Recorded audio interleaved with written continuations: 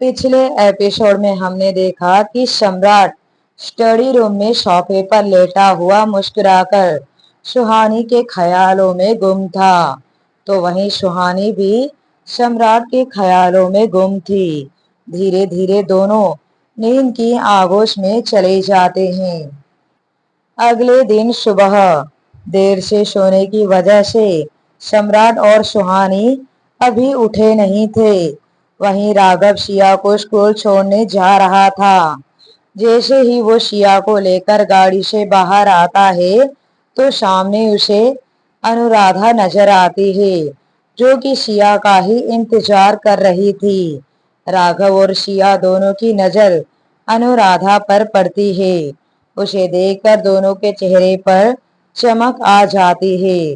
दोनों का ही चेहरा खुशी से खिल जाता है। शिया तो राघव का हाथ छोड़कर जल्दी से अनुराधा के पास भाग जाती है। अनुराधा भी उसे ऐसे अपने सीने से लगा लेती है जैसे कोई माँ अपने बच्चे को लगाती है और उसे अपनी गोद में उठा लेती है। सिया अपनी छोटी छोटी बाहें उसके गले में डालते हुए अपनी शिकायतें करने लगती है। आप कहाँ थे आंटी? मैं आपको मिस कर रही थी। आप मुझसे मिलने क्यों नहीं आई? और भी पता नहीं क्या क्या। राघव बस दोनों को देखकर मुस्कुरा रहा था। अनुराधा अपने पर्स में से 2 चॉकलेट निकालकर शिया को देते हुए बोली, सॉरी बेटा, पर आई प्रॉमिस अब से आंटी रोज आपसे मिलने आएगी। थैंक्स गॉड कि आप इससे मिलने आ गई। आज तो बहुत तंग कर रही थी। कह रही थी कि पहले आंटी से मिलना है वरना मैं स्कूल नहीं जाऊंगी। शिया, पापा को तंग नहीं करते बच्चे, अब जल्दी से अंदर जाओ। शिया स्कूल के अंदर चली जाती है। अनुराधा मुस्कुराकर उसे बाय कर रही थी। शायद आप कोई जादू जानती है, तभी तो आराम से उसे हैंडल कर लेती है। राघव उसकी साइड में खड़े होते हुए बोलता है। उसकी बात पर अनुराधा ने कहा, क्या आप भी?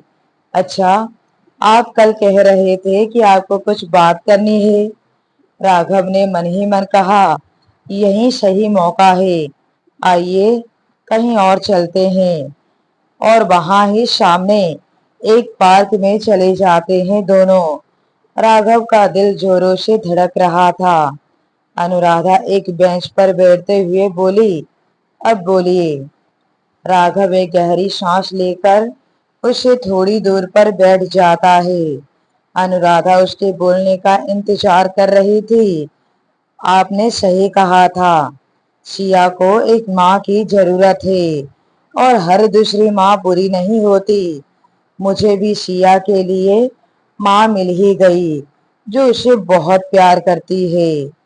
ये सुनते ही अनुराधा खुशी से बोलती है, सच में?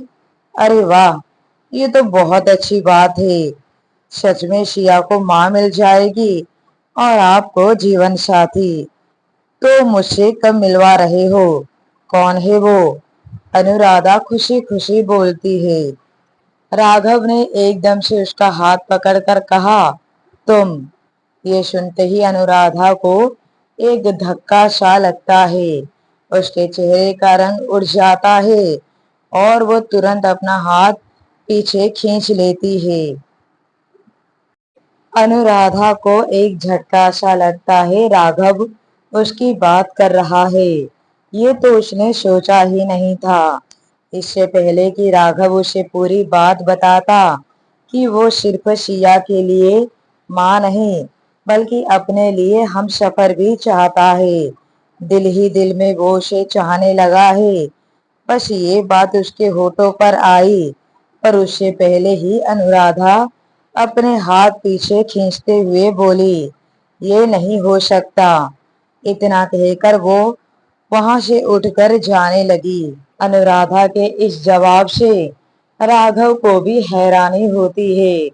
वो तुरंत उसके पीछे जाता है। यहाँ सम्राट उठ गया था। वो स्टडी रूम से बाहर आता है तो सबसे पहले नजर जाती है बिस्तर पर आराम से सो रहे सुहानी पर, जो कि किसी डॉल से कम नहीं लग रही थी। उसके बालों की एक लट उसके चेहरे पर गिरी हुई थी, जो सम्राट को अपनी तरफ खींच रही थी। सम्राट की नजर टेबल पर रखे गुलाब के फूलों के बुके और चॉकलेट के बॉक्स पर पड़ती है, जो कि वो कल रात सुहानी को देने के लिए लाया था। वो दोनों चीजें उठाता है और आहिस्ता से सुहानी के पास जाकर बैठ जाता है। ठीक उसी वक्त सुहानी की नींद खुलती है और उसे सम्राट के करीब होने का एहसास हो जाता है। इसलिए वो अपनी आंखें नहीं खोलती, बस सोने का नाटक करती रहती है। सम्राट ने आहिस्ता से उसके और नजदीक जाता है, दोनों चीजें उसके पास रखते हुए बोला, ये मैं तुम्हारे लिए लाया था। सोचा था कि अपने प्यार का इजहार करते वक्त तुम्हें दे दूंगा, पर ऐसा नहीं हो पाया। मुझे नहीं पता क्या सही है क्या गलत। हाँ, ये भी सच है कि मैं कभी अनुराधा से बहुत प्यार करता था, पर उसने बस मेरे प्यार का मजाक बनाया और मुझे छोड़ दिया। मैंने तो उसके बाद जैसे जीना ही छोड़ दिया था। प्यार शब्द से नफरत होने लगी थी मुझे, पर तुमने मुझे बदल दिया। हार गया मैं तुम्हारे अटूट प्यार के आगे और हमेशा हारा हुआ ही रहना चाहता हूँ। 2 मिनट के लिए सम्राट खामोश हो जाता है। आंखें बंद किए लेटी सुहानी उसके दर्द को, उसके तकलीफ को महसूस कर पा रही थी। उसका दिल तो कर रहा था कि वो तुरंत सम्राट को अपने सीने से लगा ले, पर सम्राट अपने दिल का दर्द बाहर निकाले ये भी जरूरी था। अपनी तकलीफ को कम कर रहा था वो, ये सोचकर वो वैसे ही लेटी रहती है। सम्राट अपनी खामोशी तोड़ते हुए बोला, जानता हूँ सब मेरी गलती है। बेवजह तुम पर कितना गुस्सा किया, बहुत कुछ कह दिया तुम्हें, जानबूझकर तो कभी अनजाने में। बहुत दिल दुखाया है मैंने तुम्हारा। हर बार बस तुमसे भागता रहा हूँ, तुम्हारे प्यार से भागता रहा हूँ, पर अब नहीं। अब मैं रुकना चाहता हूँ, जीना चाहता हूँ, तुम्हारे प्यार में हमेशा के लिए कैद होना चाहता हूँ। देखो, मैं ऐसा ही हूँ, जो भी हूँ तुम्हारे सामने हूँ। मुझे नहीं आता औरों की तरह घुमा फिरा कर बोलना। मैं तुम्हारे लिए चांद तारे तोड़ लाऊंगा। ये झूठे वादे करने नहीं आते मुझे। बस एक वादा करता हूँ, अब से ये सम्राट सूर्यवंशी तुम्हारा और सिर्फ तुम्हारा है। वादा करता हूँ कि मेरा बीता हुआ कल हम दोनों के आंच पर कभी हावी नहीं होगा। इतना कहकर वो बेहद प्यार से उसके माथे को चूमते हुए बोला, I love you, I really love you. बेहद प्यार से बोलता है सम्राट। सुहानी उसके प्यार के एहसास से गदगद हो उठती है। उसका रोम रोम पुलकित हो उठता है, यहाँ तक कि उसका दिल भारी हो जाता है। वो किसी तरह खुद पर काबू पाकर लेटी हुई थी। अगले ही पल सम्राट धीरे से उसकी नाक खींचते हुए बोला, वैसे अब तुम अपनी आंखें खोल सकती हो मिसेज सूर्यवंशी। ये सुनते ही सुहानी झट से अपनी आंखें खोलती है। आंखें खोलते के साथ सम्राट को अपने बेहद नजदीक पाती है। उसके दिल में हलचल शुरू हो जाती है, गाल शर्म से लाल हो जाते हैं। सम्राट के होठों पर शरारती मुस्कान फैली हुई थी। उसकी नजरों में कुछ अलग बात थी। सुहानी उसकी नजरों की तपिश सह नहीं पाई और उसने झट से दूसरी तरफ करवट लेकर खुद को पूरी तरह चादर से कवर कर लिया। सम्राट उसकी इस हरकत पर मुस्कुरा उठता है। वो उससे पीछे होता है और वॉशरूम चला जाता है। सुहानी के होठों पर बड़ी सी मुस्कान फैली हुई थी। सम्राट के शब्द उसके कानों में शोर कर रहे थे। मैं तुम्हारे लिए चांद तारे तोड़ कर लाऊंगा। ऐसे झूठे वादे करने नहीं आते मुझे। बस एक वादा करता हूँ कि ये सम्राट सूर्यवंशी तुम्हारा और सिर्फ तुम्हारा है। ये वादा करता हूँ कि मेरा बीता हुआ कल हमारे आज पर कभी हावी नहीं होगा। कितनी सच्चाई थी उसकी आवाज में, कितना प्यारा था जो कि सुहानी को महसूस हो रहा था। उसकी आंखें झिलमिला जाती है। इसी प्यार के लिए तो वो कब से तरस रही थी। अब जाकर उसका इंतजार पूरा हुआ था। यहाँ गार्डन में अनुराधा अपने हाथ खींचते हुए बोली, ये नहीं हो सकता।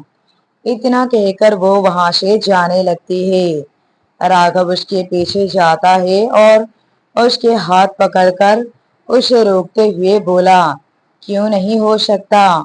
आप तो शिया से इतना प्यार करती है, उसे अपना मानती है, और शिया भी बस आपके साथ ही सहज है। आपसे अच्छी माँ तो उसे मिल ही नहीं सकती। अनुराधा ने बहुत ही रूडली कहा, सिया से प्यार करती हूँ तो इसका मतलब ये नहीं कि आपसे शादी कर लूं। कुछ देर के प्यार में और जिंदगी भर के प्यार में बहुत फर्क होता है। और मैं शादी करते ही एक बच्चे की माँ नहीं बनना चाहती। मेरे भी कुछ सपने हैं, कुछ अरमान है, और फिर बहुत मुश्किल होता है किसी और के बच्चे को सारी जिंदगी प्यार करना। राघव को अनुराधा से ये उम्मीद नहीं थी। अनुराधा जी, वो चिल्ला पड़ता है, खबरदार, जो आपने सिया को किसी और का बच्चा कहा। आपको मनाही करना है तो सीधा सीधा कर दीजिए, पर ये सब कहकर अनुराधा ने बीच में ही कहा, हाँ, मना कर रही हूं मैं नहीं उठा सकती एक बच्चे का बोझ। ये सुनने की ही देर थी कि राघव को भी गुस्सा आ जाता है। बस कीजिए अनुराधा जी, बहुत बोल चुकी हैं आप। मैंने आपको क्या समझा था और आप क्या निकली। कोई हक नहीं आपको मेरी सिया को बोझ कहने का, और आज के बाद मेरी सिया के पास नजर भी मत आइएगा। इतना कहकर वो गुस्से से लंबे लंबे कदम भरता हुआ वहां से चला जाता है। अनुराधा अपना चेहरा अपने हाथों में भरकर रोने लगती है, और रोते हुए वो वहीं बेंच पर बैठ जाती है। वो रोते हुए खुद से बोली, क्यों भगवान, क्यों? हर बार में ही क्यों? पहले सम्राट और अब सिया। जिसे मैं दिल से चाहती हूँ उसे आप मुझसे दूर क्यों कर देते हैं? आखिर ऐसी कौन सी गलती की है मैंने जिसकी सजा आप मुझे दे रहे हैं? कैसे मैं सिया की माँ बन जाऊं? कैसे मैं उस बच्चे की जिंदगी में शामिल हो जाऊं, जबकि मेरी खुद की जिंदगी का कोई भरोसा नहीं। दो पल की खुशी देकर सारी जिंदगी का दर्द नहीं दे सकती मैं सिया को। बहुत ज्यादा रोते हुए वो ये सब बोल रही थी। कोई नहीं था उसके पास उसकी तकलीफ को सुनने वाला, उसकी तकलीफ को कम करने वाला। काफी देर वो वहीं बैठी रहती है। यहाँ सम्राट ऑफिस के लिए रेडी हो रहा था। उसके वॉशरूम से बाहर आने से पहले ही सुहानी कमरे से बाहर चली गई थी। सम्राट सब समझ रहा था कि सुहानी जानबूझकर बाहर चली गई है, वो उसे बच रही है। सम्राट अपनी टाई बांधते हुए बोला, पागल है बिल्कुल। पहले मुझे तंग करती थी और अब मेरे सामने भी नहीं आ रही। इतने में उसका फोन रिंग होता है, जो कि ऑफिस से था।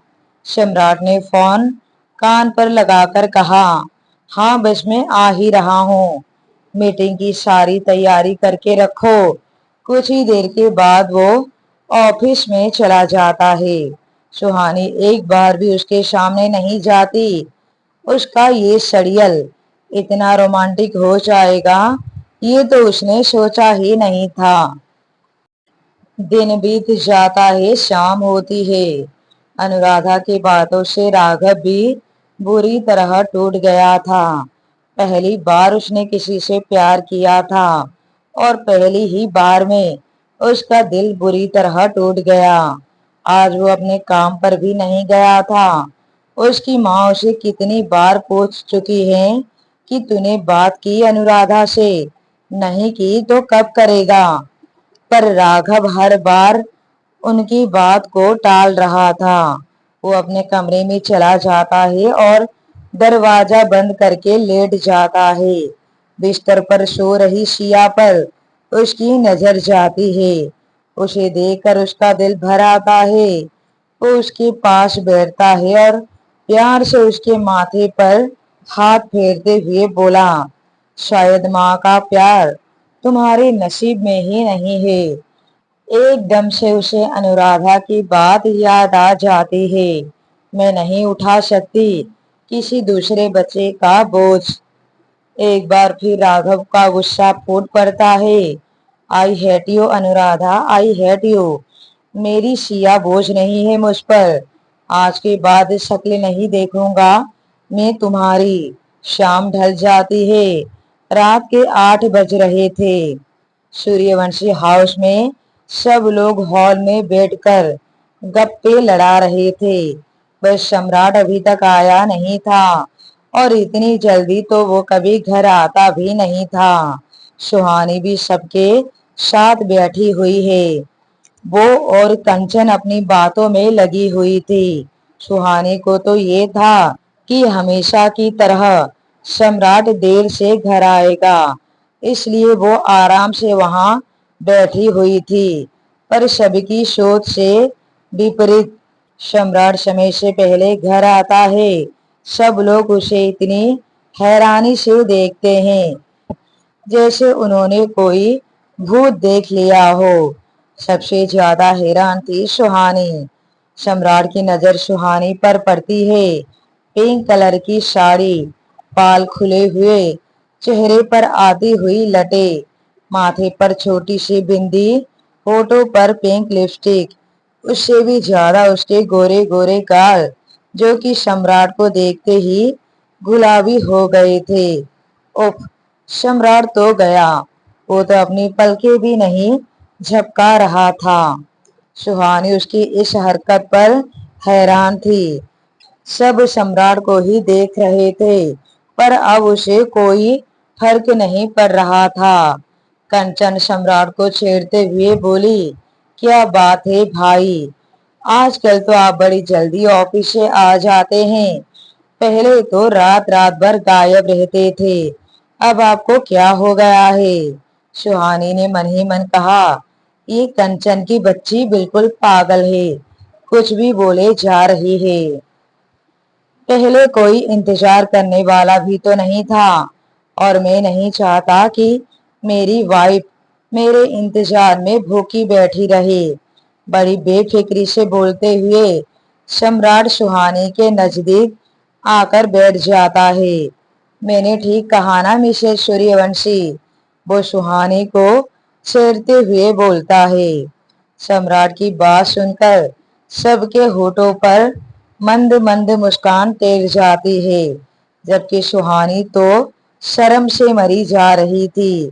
वो तुरंत उठकर वहां से अपने कमरे में भाग जाती है। सम्राट ने मन ही मन मुस्कुराते हुए कहा, अब कैसे बचोगी मिसेस सूर्यवंशी?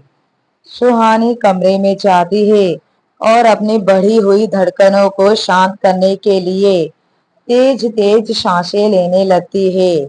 ओह गॉड, क्या हो गया इसे?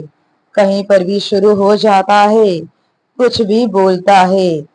इससे तो ये सड़ियल ही ठीक था। वो बड़बड़ कर रही थी कि इतने में कमरे का दरवाजा खुलता है और सम्राट अंदर आता है। जैसे ही वो अंदर आता है, सुहानी एक तकिया उठाकर उस पर फेंकती है। लगभग वो चिढ़ते हुए बोली, तुम पागल तो नहीं हो गए? ये बाहर क्या बोल रहे थे? पता है कितनी शर्म आ रही थी मुझे। ऐसा कोई करता है क्या? पागल कहेंगे। सम्राट तकिया साइड में रखते हुए बोला, भाई मेरा तो यही हिसाब है, जो दिल में है वही जुबां पर। जब मैं सबके सामने तुम पर गुस्सा कर सकता हूँ, तो सबके सामने प्यार भी जता सकता हूँ। ये कहते हुए वो उसे कमर से पकड़कर अपने बिल्कुल करीब कर लेता है।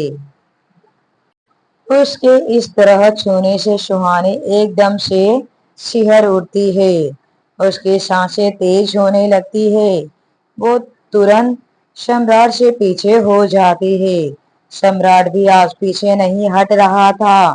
वो वापस उसे कमर से पकड़कर अपने करीब करते हुए बोला, दूर क्यों भाग रही हो? मुझ में कांटे लगे हैं क्या? वो उसे बिल्कुल अपनी सीने से सटाते हुए बोलता है और अपने हाथ उसकी पीठ पर कस देता है ताकि वो फिर से उससे दूर ना हो पाए। सुहानी के गालों की रंगत बढ़ गई थी। वो कुछ बोल नहीं पाती, बस शर्माकर अपनी पलकें झुका लेती है। सम्राट का ये रूप देखकर उसकी तो वैसे भी हालत खराब हो रही थी। शर्म और नजाकत के कई भाव उसके चेहरे पर आ रहे थे, जिनमें वो बहुत प्यारी लग रही थी। सम्राट तो उसकी हर अदा पर अपना दिल हारता जा रहा था। जब तक उसने सुहानी से प्यार नहीं किया था तो नहीं किया था, पर जब उसने किया तो इस कदर टूट कर किया कि खुद को सुहानी के रंग में पूरा रंग लिया। वो आहिस्ता से उसके करीब जाते हुए बोला, बोलो ना, मुझ में क्या कांटे लगे हैं? सुहानी पलके झुकाते हुए बोली, मुझे नहीं पता। सम्राट अपने हाथों से उसका चेहरा ऊपर करते हुए बोला, तो पता कर लो, बंदा हाजिर है। ये कहते हुए वो उसके होठों पर झुकने लगा। अगले ही पल सुहानी उसे धक्का देते हुए बोली, तुम ना सड़ियल ही अच्छे थे। ये कहकर वो जल्दी से कमरे से भाग जाती है। सम्राट ने मुस्कुराते हुए कहा, पागल कहेंगी। दूसरी तरफ अनुराधा उदासी अपने कमरे में बैठी थी। राघव की बातें अभी तक उसे सुनाई दे रही थी। मैंने आपको क्या समझा और आप क्या निकली? कोई हक नहीं आपको मेरी शिया को बोझ कहने का। आज के बाद मेरी शिया के आस पास भी नजर मत आना। उसकी आंखें रो रो कर सूज गई थी। चेहरे पर आंसुओं के निशान सूख गए थे। अपने बिस्तर से टेक लगाकर वो अपने कमरे की लाइट को चालू बंद कर रही थी और ये करते हुए कुछ गहरा सोच रही थी। नींद तो वैसे राघव को भी नहीं आ रही थी। उसके दिमाग में भी अनुराधा अटकी हुई थी। वो चाहकर भी उसे अपने दिल और दिमाग से निकाल नहीं पा रहा था। वो भी बिस्तर से टेक लगाकर कमरे की लाइट को चालू बंद कर रहा था। यहाँ सुहानी सम्राट को धक्का देकर जल्दी से कमरे से बाहर भाग जाती है। उसके कदम किचन की तरफ बढ़ जाते हैं, सम्राट के लिए खाना गर्म करने। किचन में आराधना जी और कंचन पहले से ही थे। सम्राट का बदला हुआ रूप देखकर आराधना जी बहुत खुश थी। वो तो हमेशा से ही चाहती थी सम्राट को खुश देखना। अब सम्राट को खुश देखकर उसे बहुत अच्छा लगा। उन्होंने चहकते हुए कहा, हे भगवान, मेरे सम्राट को ऐसे ही खुश रखना। तरस गई थी मैं अपने बच्चे की चेहरे पर मुस्कान देखने के लिए, पर सुहानी ने कर दिखाया। मेरे बच्चे को अंधेरे से बाहर वो ले ही आई। अब बस वो दोनों हमेशा ऐसे ही हंसते खेलते रहे। दोनों का प्यार यूं ही बना रहे।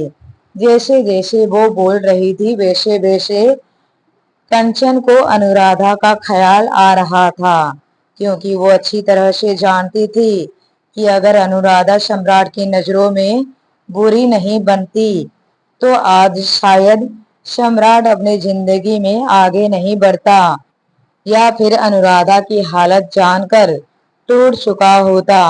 पर अनुराधा ने सही वक्त पर सही फैसला लेकर सम्राट को संभाल लिया। कंचन ने मन ही मन कहा, शुक्रिया करना है तो अनुराधा का करो माँ, वरना आज भाई की हालत कुछ और ही होती। ये सोचते हुए वो बोलती है, माँ मैं अभी आई कहकर वो अपने कमरे की ओर भाग जाती है। अरे बेटा ये दूध तो लेती जा, आराधना जी कंचन को आवाज लगाती है, पर तब तक कंचन वहां से जा चुकी थी। उसके जाते ही सुहानी वहां पर आती है। उसे आराधना जी के सामने बहुत शर्म आ रही थी। आराधना जी उसकी बलैया लेते हुए बोली, ऐसे ही खुश रहे मेरी बच्ची, तुझे किसी की नजर ना लगे। उधर कंचन अपने कमरे में जाती है, अनुराधा को फोन करती है। हालांकि अनुराधा ने उसे मना किया था फोन करने के लिए, पर कभी कभी कंचन उसे फोन कर लेती थी। रिंग जा रही थी। अपने फोन की रिंग से अनुराधा का ध्यान टूटता है। वो अपनी गहरी सोच से बाहर आती है। अपना फोन देखती है तो कंचन का नंबर देखकर मन ही मन बोली, ये लड़की भी ना, कितना मना किया है मुझे फोन ना करे, पर ये सुनती ही नहीं। ये सोचते हुए वो अपना फोन उठा लेती है, पर इससे पहले कि वो कुछ बोले उससे पहले ही कंचन ने बोलना शुरू किया, कितनी बार तुमसे कहा है कि मुझे फोन मत किया करो, पर तुम सुनती नहीं हो ना। कंचन अनुराधा का नकल करते हुए बोलती है, यही कहने वाली थी ना तुम। उसकी बातें सुनकर अनुराधा के होठों पर हल्की सी मुस्कान बिखर जाती है, पर वो झूठी नाराजगी जताते हुए बोली, हाँ मना किया है ना तुम्हें कि मुझे फोन मत किया करो, पर तुम मानती नहीं हो। अच्छा बाबा सॉरी, पर अब तो बात कर लो, कैसी हो तुम, ठीक तो हो ना। कंचन एक साथ सवाल पूछने लगती है। अनुराधा उसे क्या बताती कि उसकी हालत दिन ब दिन बिगड़ती जा रही है। हर दिन वो मौत की तरफ एक एक कदम बढ़ा रही है। अभी तक तो ठीक हो, आगे का पता नहीं, अनुराधा ने मायूसी के साथ कहा। उसकी आवाज से कंचन समझ जाती है कि वो ठीक नहीं है। उसे समझ नहीं आता कि क्या बोले। दो पल के लिए दोनों तरफ खामोशी छा जाती है। अनुराधा का दिल तो बार बार कर रहा था कि एक बार वो सम्राट के बारे में पूछ ले कि वो कैसा है, खुश तो रहने लगा है ना, मुझे भूल तो गया है ना, पर कुछ सोचकर चुप ही रहती है। लेकिन न जाने कैसे कंचन उसके दिल की बात समझ जाती है और वो खुद ही बोल पड़ती है, भाई ठीक है अनुराधा, और अब बहुत खुश भी रहने लगे हैं।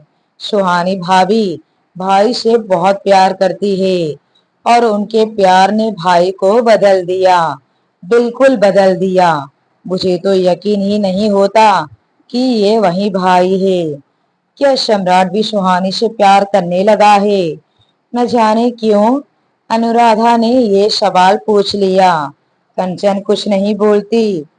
तुम्हारी खामोशी से मुझे मेरा जवाब मिल गया कंचन।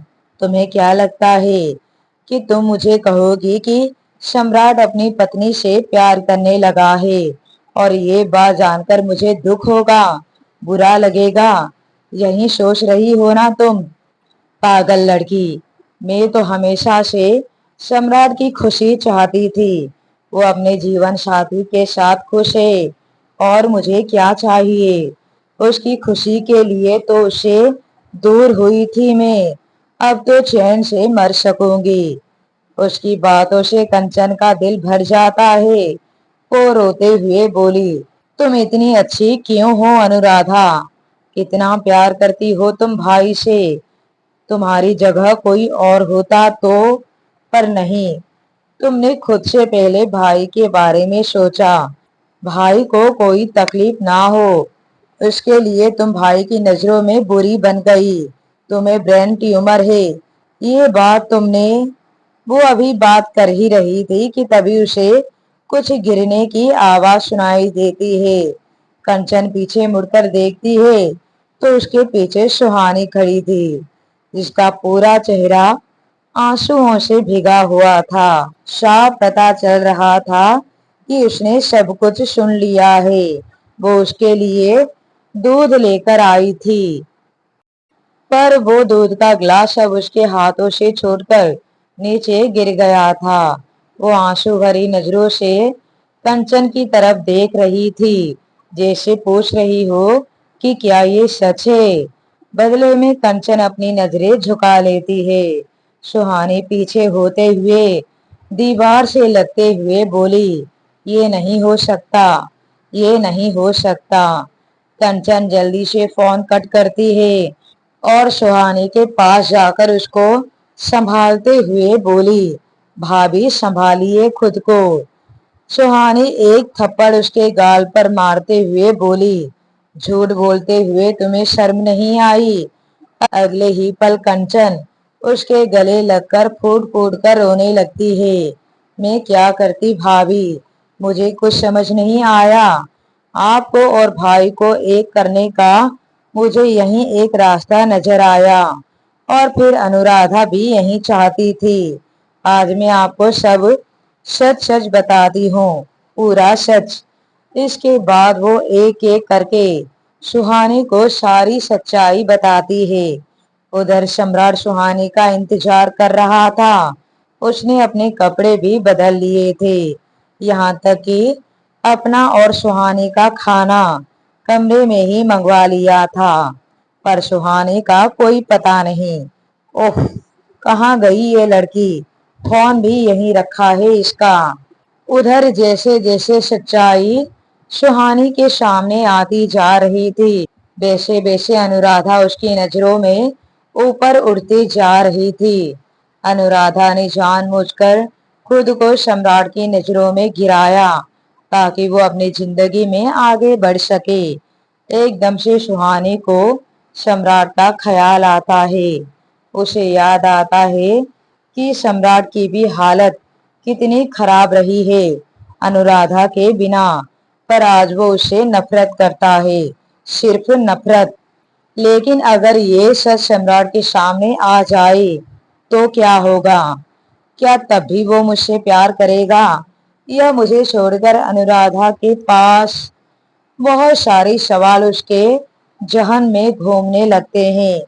वो धम से वहीं सोफे पर बैठते हुए बोली, ये सही नहीं हुआ। अगर सम्राट को सच पता चल गया तो? कंचन एकदम से उसका हाथ अपने हाथ में लेकर बोली, नहीं भाभी, भाई को ये सच कभी पता नहीं चलना चाहिए, कभी नहीं। फिर भाई टूट जाएंगे। अनुराधा बस भाई को टूटा हुआ नहीं देखना चाहती, इसलिए उसने ये सब किया। आप भी प्लीज भाई को कुछ मत बताइए। अपने बारे में सोचिए भाभी, अपने जिंदगी के बारे में सोचिए। आपको मेरी कसम। भाभी आप सुन रही हैं ना? सुहानी कुछ नहीं बोलती, बस वो वहां से चली जाती है। कंचन उसे आवाज लगाती रह जाती है, पर सुहानी नहीं रुकती। ओह, जज्बातों में बहकर भाभी भाई को सच ना बता दे, कंचन मन ही मन सोच रही थी। उधर सम्राट का सब्र जवाब दे रहा था, सुहानी कमरे में क्यों नहीं आ रही? मन ही मन वो सोच रहा था। एक काम करता हूँ, मैं खुद ही उसे लेकर आता हूँ। ये कहते हुए वो सोफे पर से उठता है, पर तभी कमरे का गेट खुलता है और सुहानी अंदर आती है। ओह, कहाँ रह गई थी तुम? ये कहते हुए उसकी नजर उसके चेहरे पर पड़ती है। आंखें अभी भी नम थी, चेहरा बिल्कुल उतरा हुआ। साफ पता चल रहा था कि वो बहुत ज्यादा रोई है। उसकी ये हालत देखकर सम्राट भी हैरान रह जाता है। वो जल्दी से उसके पास जाकर उसका चेहरा अपने हाथों में भरते हुए बोला, सुहानी, तुम ठीक तो हो ना? क्या हुआ तुम्हें? किसी ने कुछ कहा क्या? मुझसे कोई गलती हुई क्या? सम्राट की आवाज में उसके लिए प्यार और फिक्र साफ झलक रही थी। सुहानी नजरें उठाकर उसकी तरफ देखती है। ना चाहते हुए भी उसके आंखों की नमी गालों पर आ जाती है और वो एकदम से उसके सीने से लग कर फपक पड़ती है। तो अब क्या करेगी सुहानी? क्या वो सम्राट को सच बताएगी या नहीं? और अगर सच बता दिया तो फिर क्या फैसला लेगा सम्राट? ये जानने के लिए बने रहिए माय फोर्स्ड मैरिज कहानी पर।